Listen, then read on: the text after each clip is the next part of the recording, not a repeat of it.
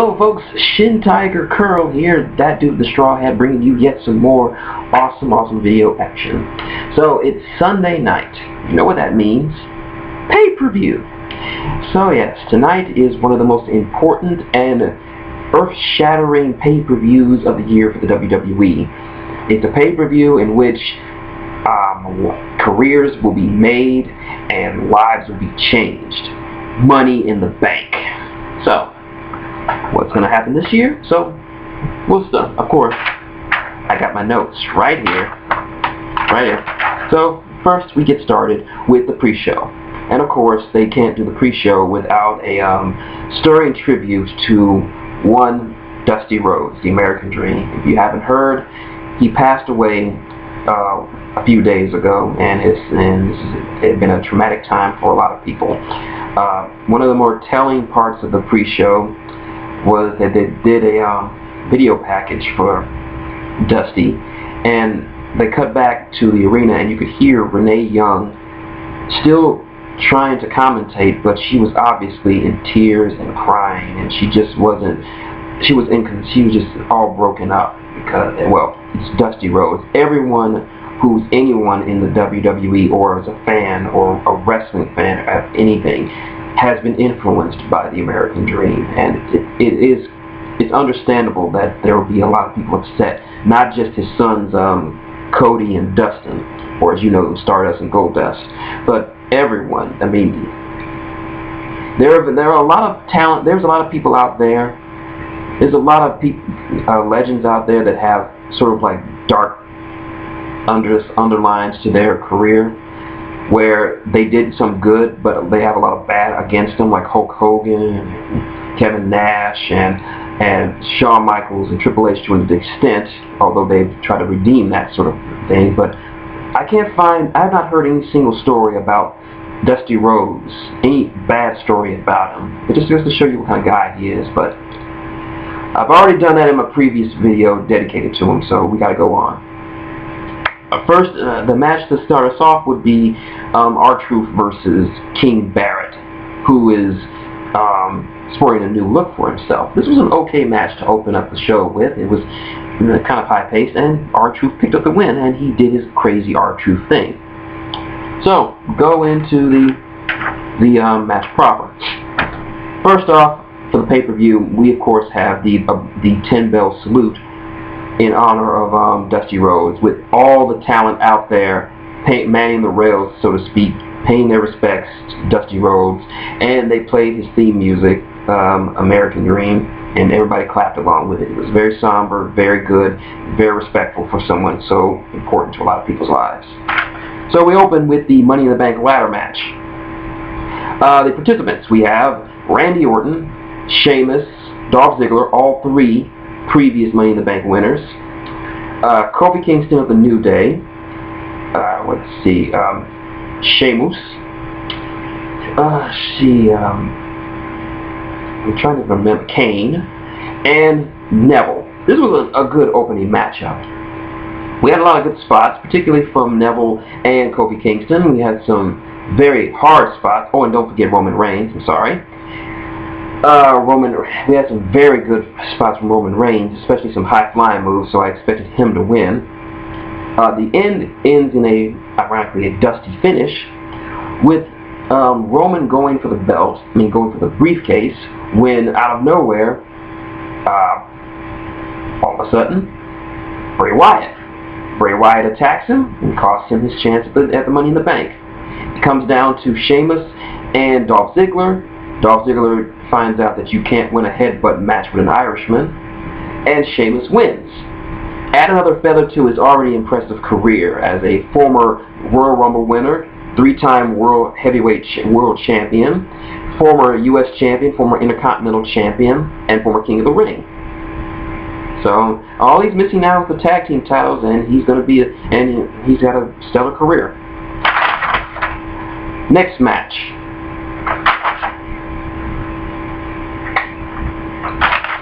Look what I wrote. I'm going to, right here, number 2. It's flipped, it's reversed, but you can see it. Look at this shit. I'm going to put my notes away for a moment. I'm only going to take off my straw hat. The next match is for the Divas title between Paige and the reigning champion Nikki Bella. Paige was talking about how she was sick to death of the Bellas ruling over the Divas division, and she wanted to inspire change. Unfortunately, no one is backing her because, in the words of the Spoonie one, bitches are crazy and I don't know what's going on anymore. I can't believe I'm going to say this about a Paige match, but fuck this match. I'm not saying it was bad or anything. In actuality, it was quite good. It was on its way to be good. Then that fucking ending. What was the ending, you may ask? Why am I getting so serious about this ending? Well, Nikki does the typical twin magic thing, which you don't know what twin magic is. It's basically her switching places with her sister Nikki. But now Nikki and Brie, Nikki's switching places with her sister Brie. Now Nikki and Brie, as well as their face and their hair color, can be kind of differentiated from each other if you look hard enough. They did this before at her last title match, Elimination Chamber. I didn't like it then. I hate it now. Why? So they tried the twin magic. Brie gets in the ring, hides her face from the ref, goes to roll up, but Paige reverses it and picks up the 1-2-3 pin. Ref calls for the bell. But then Brie starts pulling paper towels out of her chest for some reason, and the ref sees that that's not Nikki, and for some reason the ref doesn't call a DQ. Not only does he reverse the decision, he doesn't call the DQ. He throws Brie out of the ring. Nikki comes up, clocks Paige in the face, and picks up the win. 1, 2, 3. What in the flying fuck? Now listen to me. I'm not saying I hate women's matches. I love them, in fact. I'm going to say this because a few weeks ago, we had one of the best women's matches, probably the best women's match you will see all year on TV. NXT Divas match between Sasha Banks and Becky Lynch. It's not just the best Divas match of the year, it was one of the best wrestling matches, period. That's really rare for me to say for a women's match. It had all the great elements you needed. You had two very talented women in the ring doing what they do best, fucking wrestling each other. They gave us an awesome match. Becky Lynch got a standing ovation, which she rightfully deserved. This just goes to show me that it is possible for the WWE, and by extension NXT, to pull off great matches with women as the participants of it, without needing external bullshit. And this fucking ending, it's like they made a souffle. They like making a souffle with this match. It was good. It had all the ingredients for a souffle. You had your eggs, your butter, your flour, whatever else you put into a souffle. Mix it all up, put it in the oven, and watch it rise gently. And you're going to be thinking, this souffle is going to be very, very delicious. And then all of a sudden, some jackass slams the door, and this souffle falls flat, and all you got is a burnt piece of crap that you wouldn't feed the dog. This is what this match was. This was an insult to not just the fans, but to the women. This match set the main roster divas back centuries. I have no faith in the main roster anymore. Not that I had any in any way, because mostly they're just all catty bitches who do catty bitch shit because they're catty bitches. One minute they're best friends with each other, next minute they can't stand each other's guts. One minute they're all together, next minute they can't do anything together.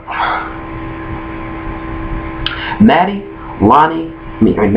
T-Dub, if you guys, I know you guys are watching this, I would give this match my D-Cell Battery Award, but no. This match is worse. It deserves something far, far, far worse than the D-Cell Battery Award.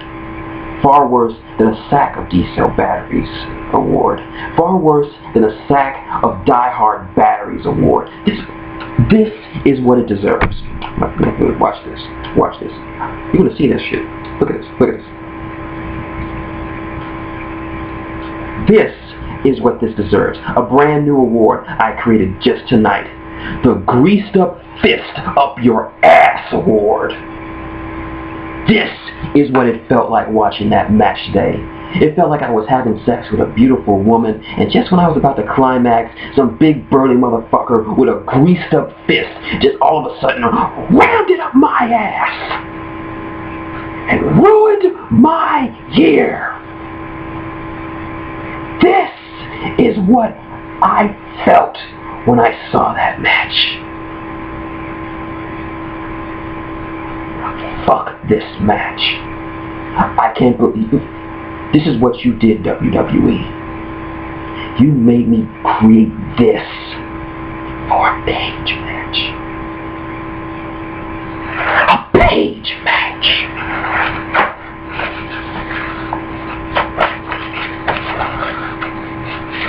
At this point,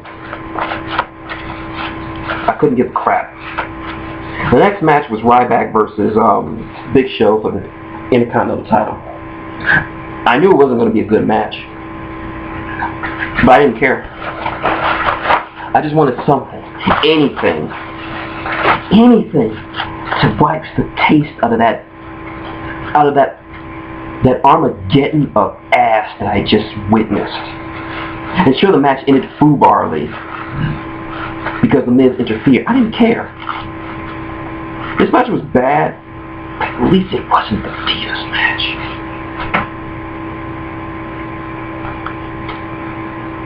I was in a bad mood. Then this next match happened. I'm not even going to say anything. I'm just going to show you my notes. That's a little heart symbol around it, because I love this match. John Cena, Kevin Owens, the rematch. I thought it was going to be physically impossible for these two men to top that glorious bout that we saw at the Elimination Chamber. Thankfully I was wrong. This match is not just match of the year candidate. This is match of the year, period. I can't think of any other match other than the previous match.